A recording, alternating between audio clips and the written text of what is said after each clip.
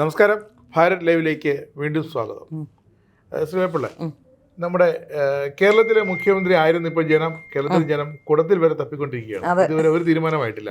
പിള്ള മുഖ്യമന്ത്രി എവിടെ ആരെന്ന് ചോദിക്കുമ്പോൾ പറയുന്നത് ഫ്ലക്സ് മാറ്റൂ, പോസ്റ്റർ മാറ്റൂ, നാവടക്കൂ, അല്ലെ വായടക്കൂ എന്നൊക്കെയാണ് പറയുന്നത്. അപ്പോൾ അത് വലിയ അവസ്ഥ. ഭരണത്തിൽ വന്നാൽ ഏതാണ്ട് 10 മിനിറ്റിനകം മുഖ്യമന്ത്രി പ്രഖ്യാപിക്കുമെന്നാണ് നേരത്തെ അതേ ടീമാണ്. അതെനിക്ക് തോന്നുന്നു വി.ഡി. സതീശൻ സ്വയം പ്രഖ്യാപിക്കാമെന്നായിരുന്നു. അതെ അതെ, അതാണ് വി.ഡി. സതീശനാണ് പ്രഖ്യാപിക്കുമെന്ന്. മന്ത്രിമാർ വരെ ഏതാണ്ടൊക്കെ ഫിക്സ്ഡ് ആയിരുന്നു. അല്ലെങ്കിൽ മന്ത്രിമാർ എന്ന് മീൻസ് പേരല്ല, ഏതൊക്കെ കമ്മ്യൂണിറ്റിക്ക് മുസ്ലിം ലീഗിന്റെ വക എത്ര മന്ത്രിമാർ, അല്ലെങ്കിൽ കോൺഗ്രസിനുള്ളിലെ മുസ്ലിം മന്ത്രിമാർ എത്ര പേര് വേണം, ക്രിസ്ത്യൻ വിഭാഗത്തിലെ മന്ത്രിമാർ എത്ര പേര് വേണം, അതൊക്കെ നായർ മന്ത്രിമാർ എത്ര ഫിക്സ് ചെയ്ത് എല്ലാം മറ്റേ ഇനം തിരിച്ചു. പക്ഷെ പെട്ടെന്നാണ് മുഖ്യമന്ത്രിയുടെ കാര്യത്തിൽ ഒരു ട്വിസ്റ്റ് ഉണ്ടായത്. അതെ, ഇനിയിപ്പോ എല്ലാം എന്താണ് സംഭവിക്കുന്നത് ഇതുവരെ 90% എനിക്ക് തോന്നുന്നു കെ സി വേണുഗോപാലാണ് സാധ്യത. കാരണം കഴിഞ്ഞ ദിവസം ഖാർഗെയുടെ വീട്ടിൽ നിന്ന് വൈകുന്നേരം ഇറങ്ങി വന്നിട്ട് ചിരിച്ചുകൊണ്ട് വന്ന കെ സി മാത്രമായിരുന്നു.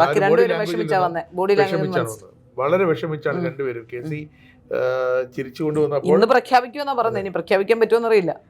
അത് വൈകും എന്ന് പറയുന്നു. 3 മണിക്കൂർ സസ്പെൻസ് കൊണ്ടുപോയിട്ട് ഇവർക്ക് എന്തോ ഒരു ലക്ഷ്യമുണ്ട്, രാഷ്ട്രീയ ലക്ഷ്യമുണ്ട്. ഈ സസ്പെൻസ് മുന്നോട്ട് കൊണ്ടുപോയിട്ട് പ്രത്യേകിച്ച് ജനങ്ങൾക്കിടയിൽ ഒരു ഓളം ഉണ്ടാക്കാനല്ല. കാരണം ഓളം ഉണ്ടായി കഴിഞ്ഞു, തരംഗത്തിൽ ജയിച്ചു. പക്ഷെ പശ്ചിമ ബംഗാളിന്റെ പേര് ഇപ്പോൾ മാറ്റിയിരിക്കുകയാണ്, പശ്ചിമ ജനാധിപത്യ ബംഗാൾ എന്ന്. കാരണം എന്ന് ബി ജെ പിക്ക് 3-2 ഭൂരിപക്ഷം കിട്ടിയോ അന്ന് 50ഓളം CPM-ന്റെ പാർട്ടി ഓഫീസുകൾ വീണ്ടും അവർ തുറന്നു. 15 വർഷത്തിന് ശേഷം മമതയുടെ തൃണമൂലുകാർ അടച്ചുപൂട്ടി മുദ്ര വെച്ച് സീൽ ചെയ്ത. അതെ, പിന്നാലെ കോൺഗ്രസ്സുകാരും തുറന്നു. അപ്പോൾ ഏറ്റവും വലിയ നേട്ടമുണ്ടായിരിക്കുന്നത് അവിടെ ജനാധിപത്യം പുലർന്നു തുടങ്ങി, അല്ലേ? അതെ അതെ, തീർച്ചയായും. എപ്പോഴും ഈ CPM എപ്പോഴും ഫാസിസ്റ്റുകൾ എന്നാണ് സംഘപരിവാറിനെയും BJP ഒക്കെ ആക്ഷേപിക്കുന്നത്. പക്ഷേ ഈ ഫാസിസ്റ്റുകൾ വരേണ്ടി വന്നു എന്നുള്ളതാണ്. 15 വർഷങ്ങൾക്ക് ശേഷം അവരുടെ പാർട്ടി ഓഫീസുകൾ അവരുടെ തന്നെ അസറ്റായിരുന്നു. അവരുടെ തന്നെ പാർട്ടി ഓഫീസുകൾ അവർക്ക് തുറക്കാൻ 15 വർഷം വേണ്ടി വന്നു എന്നുള്ളതാണ്. എന്നിട്ടും കേരളത്തിലെ ചിലർ മമതയ്ക്ക് വേണ്ടി കരയുന്നത് കാണുമ്പോൾ അതിശയം തോന്നും. കാരണം കഴിഞ്ഞ 15 വർഷം CPM-ന് എന്താണ് അവിടെ സംഭവിച്ചതെന്ന് CPM-ന് അറിയാം. അവിടുത്തെ കോൺഗ്രസ്സുകാർക്ക് എന്താ സംഭവിച്ചത് അവിടെ അവർക്കറിയാം.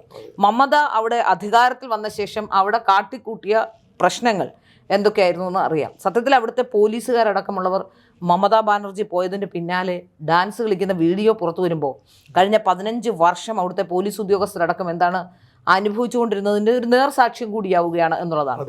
ഇപ്പോൾ സത്യം പറഞ്ഞാൽ CPM-നെ സംബന്ധിച്ചിടത്തോളം ബംഗാളിൽ സുവർണ്ണ കാലഘട്ടമാണെന്നാണ് മനസ്സിലാക്കാൻ സാധിക്കുന്നത്. കാരണം മൊത്തത്തിൽ എവിടെയും ഒന്നും ഇല്ലാതിരിക്കുന്ന അവസ്ഥയിൽ എവിടെയെങ്കിലും ഒരു 5 സീറ്റൊക്കെ ഒപ്പിക്കാൻ അടുത്ത തെരഞ്ഞെടുപ്പിലെങ്കിലും കഴിയുന്ന ഒരു സ്ഥലമായി ഒരുപക്ഷെ ബംഗാൾ അവർക്ക് കുറച്ചെങ്കിലും തിരിച്ചു പിടിക്കാൻ സാധിച്ചേക്കും എന്നാണ് തോന്നുന്നത്. അതിന് കാരണമായത് സത്യത്തിൽ BJP ആണ്. കാരണം ഏതാണ്ട് 550ഓളം പാർട്ടി ഓഫീസുകൾ ഇപ്പോൾ തുറന്നിരിക്കുന്നു.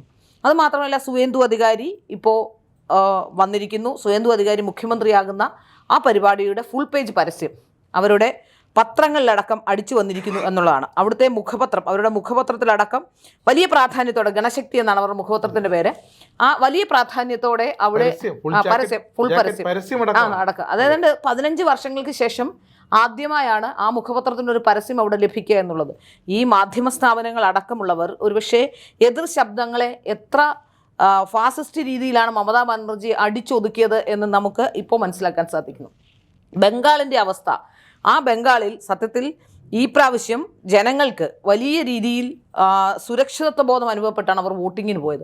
അതാണ് ബംഗാളിൽ ചരിത്രത്തിലില്ലാത്ത വിധത്തിൽ ഒരു പക്ഷേ ഇത്രയും കാലത്തെ ഭരണത്തിനിടയിൽ, ഇത്രയും കാലത്തെ സ്വാതന്ത്ര്യം കിട്ടിയ ശേഷം, സ്വാതന്ത്ര്യാനന്തര ഭാരതത്തിൽ ബംഗാളിൽ ഏറ്റവും കൂടുതൽ പോളിംഗ് ശതമാനം രേഖപ്പെടുത്തിയ 92.79%, അത്തരത്തിൽ പോളിംഗ് രേഖപ്പെടുത്തിയ ആദ്യത്തെ തെരഞ്ഞെടുപ്പാണിത്. അപ്പോൾ നമുക്ക് മനസ്സിലാക്കാൻ പറ്റുന്ന ഒരു പക്ഷേ SIR-ൽ 90 ലക്ഷം പേര് പുറത്തായി. എപ്പോഴും പറയുന്നത് ഈ SIR-ൽ 90 ലക്ഷം പേർ പുറത്താകുമ്പോഴും അതിനെതിരെ പ്രതിഷേധം ഉയർത്തുകയാണ് അവിടെ മമതയും കൂട്ടരും ചെയ്തിട്ടുള്ളത്. മമത ആദ്യം അതെ, തീർച്ചയായും യാതൊരു രേഖകൾ ഇപ്പോൾ ഈ CPM ഓഫീസും മറ്റു ഓഫീസുകളിലുമൊക്കെ മമതാ ബാനർജിയുടെ ഓഫീസൊക്കെ ചിലയിടത്ത് പിടിച്ചെടുത്തിട്ടുണ്ട്. ഇപ്പോൾ പലരും കേരളത്തിലൊക്കെ പറയുന്നത് കേട്ടു വലിയ അക്രമം BJP അവിടെ വന്നപ്പോൾ ഉണ്ടായി.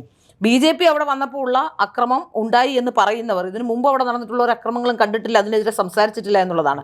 അവിടെ എനിക്ക് മനസ്സിലായത് തുറന്ന ഓഫീസുകളിൽ പലയിടത്തും റേഷൻ കാർഡും വ്യാജ ആധാർ കാർഡും വ്യാജ റേഷൻ കാർഡുകളും ഒക്കെ പല ഓഫീസുകളിൽ നിന്നും കണ്ടെടുത്തു എന്നുള്ളതാണ്. അപ്പോൾ ഇത്തരത്തിൽ വ്യാജമായ രേഖകൾ ചമച്ചുകൊണ്ട് ബംഗ്ലാദേശികളെ അടക്കം ബംഗാളിലേക്ക് കൊണ്ടുവന്ന് അവിടെ വോട്ട് ചേർത്ത് അവിടെ വലിയ രീതിയിൽ ഒരു വോട്ട് ബാങ്ക് ആക്കി നിലനിർത്തുന്നതിൽ അത് വലിയ രീതിയിൽ മമതാ ബാനർജി ഒരു കാലത്ത് വിജയിച്ചിരുന്നു. ആദ്യത്തെ 5 വർഷം. അതെ. പിന്നെ അവർ ഓട്ടോമാറ്റിക്കായിട്ട് ഇതേ വോട്ട് വെച്ചിട്ട് രണ്ടാം ടൈമും ജയിച്ചു, മൂന്നാം ടൈമും ജയിച്ചു. പക്ഷെ എന്ത് സംഭവിച്ചു എന്ന് വെച്ചാൽ SIR വന്നപ്പോൾ രേഖകളില്ലാത്തവർക്ക്, കൃത്യമായ രേഖകളുള്ളവർക്ക് മാത്രമേ SIR വോട്ട് ചേർക്കാൻ കഴിയുള്ളൂ. അങ്ങനെയാണ് 90 ലക്ഷം പേര് പുറത്താക്കിയത്. അതിൽ നമുക്കിപ്പോൾ അപ്പീൽ, ഞാൻ SIRൽ നിന്ന് പുറത്തായി പോയ ഒരാളായിരുന്നു. ഞാൻ ചെങ്ങന്നൂരായിരുന്നു, ഞാൻ പുറത്തായി പോയ ഒരാളാണ്. എനിക്ക് മതിയായ രേഖകളുള്ളതുകൊണ്ട് ഞാൻ വോട്ട് ചേർത്തു. അപ്പോൾ ആ സമയത്ത് ഞാൻ അവിടെ ഉണ്ടായിരുന്നില്ല. SIRന് അതിന് അപ്പീൽ വരാവുന്ന സമയം ആയപ്പോഴത്തേക്കും ഞാൻ ചേർത്തു. അവസാന നിമിഷം ഞാൻ ചേർത്തു. അപ്പീൽ വന്നു.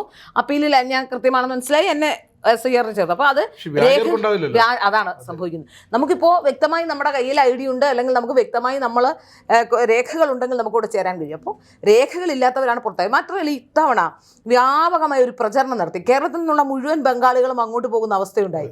കാരണം ഈ പ്രാവശ്യം അവിടെ വോട്ട് ചെയ്തില്ലെങ്കിൽ ബംഗാളിൽ നിന്ന് പുറത്താകേണ്ടി വരും എന്ന തരത്തിൽ വോട്ടർ പട്ടികയിൽ നിന്ന് അങ്ങനെ ഒന്നും ലഭിക്കില്ല.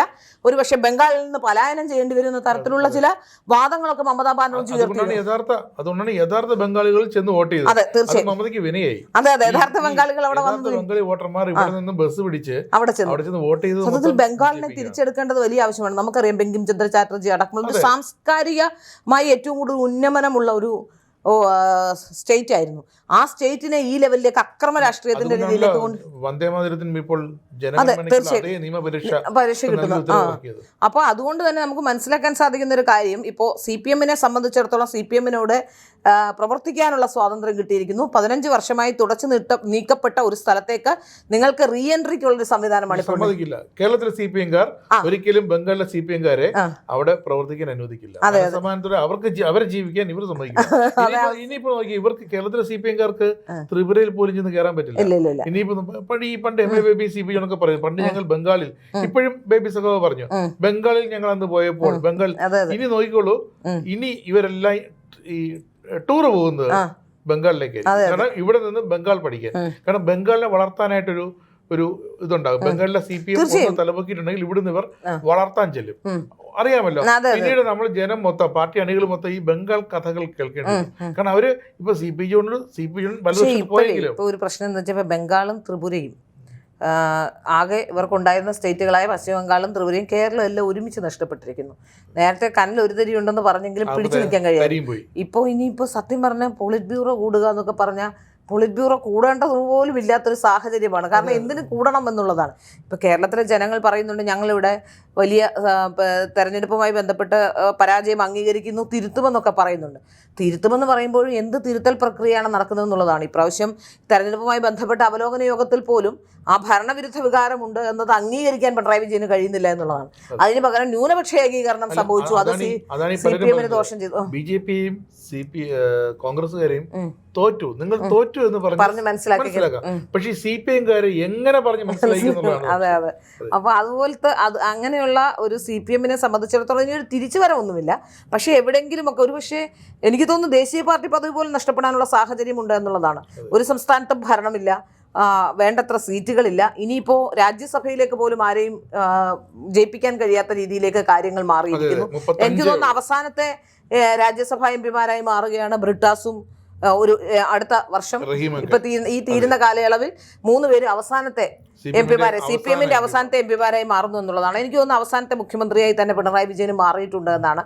ഇനിയും CPMന് ഒരു തിരിച്ചുവരവുണ്ടാകാൻ നവീകരണമായ പദ്ധതികളൊന്നുമില്ല.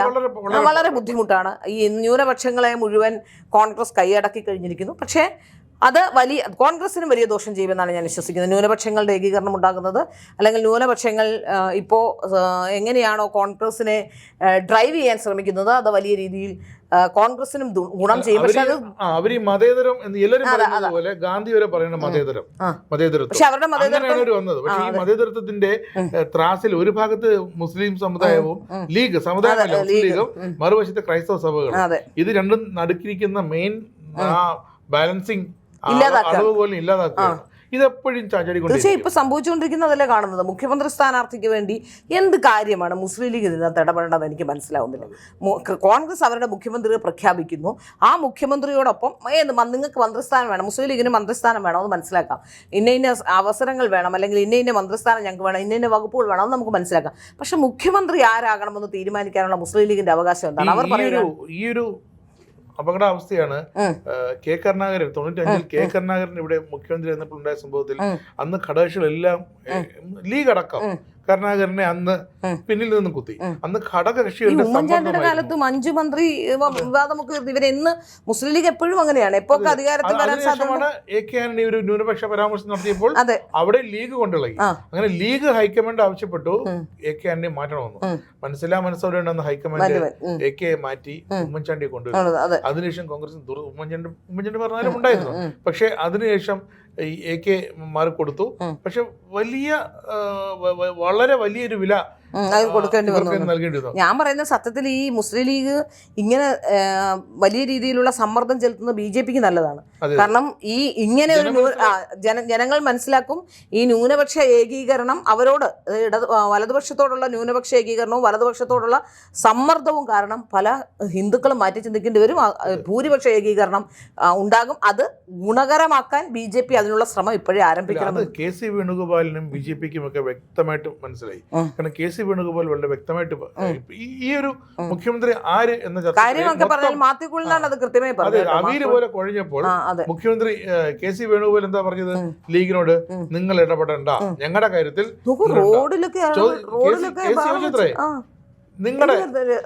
നിങ്ങളുടെ പാർലമെന്ററി പാർട്ടിയുടെ നേതാവായിട്ട് കുഞ്ഞാലിക്കുട്ടി വേണ്ട, KM ഷാജി മതി എന്ന് ഞങ്ങൾ പറഞ്ഞാൽ നിങ്ങൾ എങ്ങനെ പ്രതികരിക്കും? അതേപോലെ തിരിച്ച് ആണ് ഞങ്ങളുടെ വൈകാര്യമെ കുറിച്ച് നിങ്ങൾ ഓർക്കണമെന്ന് പറഞ്ഞു. പിന്നെ ബി ജെ പിക്ക് ശരിക്കും പറഞ്ഞാൽ ഈ ക്രിസ്ത്യൻ ഔട്ട്റീച്ച് ഇതെല്ലാം പാളി പോയതാണ്. നമ്മൾ വേറെ വിഷയം വിട്ടുപോയി, നമ്മൾ ബംഗാളിക്ക് വന്നതാണ്. പക്ഷേ ഈ BJP മനസ്സിലാക്കേണ്ടത് ഇവിടെ ഹിന്ദുത്വമാണ്. അത് തന്നെയാണ് സുവേന്ദു അധികാരി അവിടെ പറഞ്ഞതും. അദ്ദേഹം ഒന്നും പറഞ്ഞില്ല. അതെ, അദ്ദേഹം കൃത്യമായി പറഞ്ഞു, ഞാൻ സനാതനികൾക്കാണ്, എനിക്ക് വോട്ട് വന്ന സനാതനികളോടൊപ്പം ആരാണോ ഞാൻ അവർക്കൊപ്പം നിൽക്കുക. കാരണം അവിടെ അവരെ ഉള്ളൂ, ഭൂരിപക്ഷം അവരാണ്. അതായത് മതം മാറണമെന്നല്ല, മറ്റുള്ളവർ ഈ ഹൈന്ദവ ധർമ്മത്തിനെ ബഹുമാനിക്കുക, അംഗീകരിക്കുക, അതിനൊപ്പം ഒരു മതേതരത്തിന്റെ യഥാർത്ഥ അർത്ഥം മനസ്സിലാക്കി മുന്നോട്ട് പോകുക. അതാണ് സുവേന്ദു അധികാരി ബംഗാളിൽ പറഞ്ഞത്. തീർച്ചയായിട്ടും പ്രാവർത്തികമാക്കുകയും. അതെ, തീർച്ചയായിട്ടും ഞാൻ പറയുന്നത് ഒരുപക്ഷെ CPM-നെ സംബന്ധിച്ചിടത്തോളം CPM-ന്റെ ഓഫീസുകളിൽ സുവേന്ദു അധികാരിയുടെയും അമിത്ഷായുടെയും നരേന്ദ്രമോദിയുടെയും ഒക്കെ പടം വെക്കണം. കാരണം 550 പാർട്ടി ഓഫീസുകൾ തിരിച്ചു കിട്ടിയിരിക്കുന്നു. നിങ്ങളുടെ മുഖപത്രം, ആ മുഖപത്രത്തിൽ പരസ്യം വന്നു തുടങ്ങിയിരിക്കുന്നു. പരസ്യം ചെയ്തത് എന്തിനാണ്? പാർട്ടിക്കുള്ള പ്രവർത്തന ഫണ്ടാണ്. അതെ, തീർച്ചയായും പ്രവർത്തന ഫണ്ടിന്റെ തുടക്കം കുറിച്ചിരിക്കുന്നത് സുവേന്ദു അധികാരിയാണ്. ജനാധിപത്യം സംരക്ഷിക്കാനുള്ള ശ്രമങ്ങൾക്ക് ബംഗാളിൽ BJP ഒരുങ്ങുന്നു എന്ന് മനസ്സിലാക്കാൻ സാധിക്കുന്നു. അതുകൊണ്ട് ഇനി മേലാൽ നിങ്ങൾ BJP-ക്കാരെ ഫാസിസ്റ്റുകൾ എന്ന് വിളിക്കരുത് എന്നുള്ളതാണ് പറയാനുള്ളത്.